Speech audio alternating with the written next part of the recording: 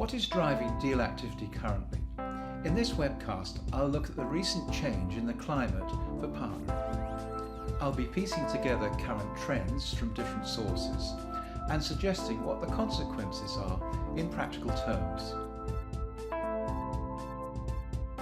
Firstly, we need to look at the supply of intellectual property. It may surprise you to see that the total number of companies which are involved in R&D has continued to rise. Also, the total number of projects in development is almost holding, despite the adverse economic climate. So we have a much increased amount of intellectual property, about 75% more projects than a dozen years ago, when the current crop of products just reaching the market now were setting out on their journey through R&D. This suggests that a much increased number of products could be on their way through R&D, and that there is the potential for an increasing number of deals over time. I've argued in a previous webcast that quality, by which I mean the commercial potential of these products in development, should be at least as high as in the past. What about demand? You would think that with this positive trend, pharmaceutical companies would be interested in increasing their commitment to licensing and to funding the further development of the intellectual property acquired. But as Evaluate Pharma has recently reported, the last few years have seen a decline in the number of licensing deals being done. And this coincided with some decline in the R&D expenditure of the majority of big pharma companies.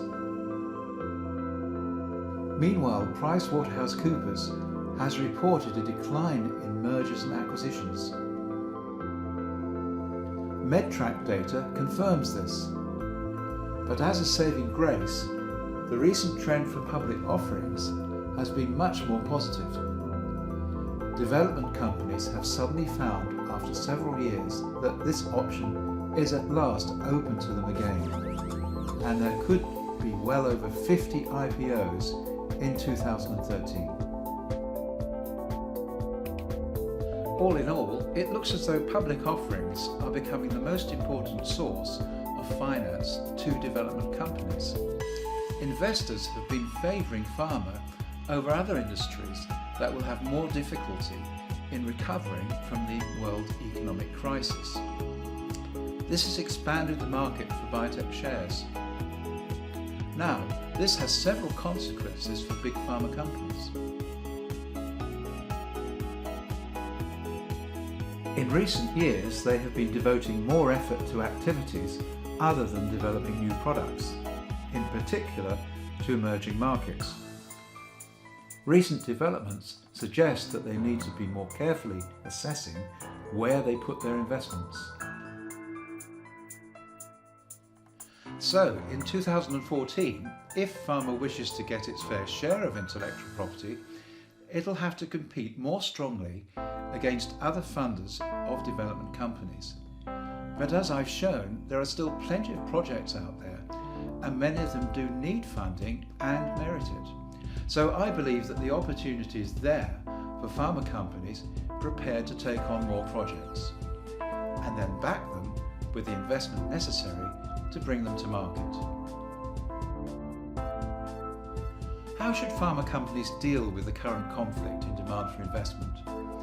The answer is in more astute assessment, being more selective about which emerging territories to back, and bringing more expertise to the selection of projects from third parties.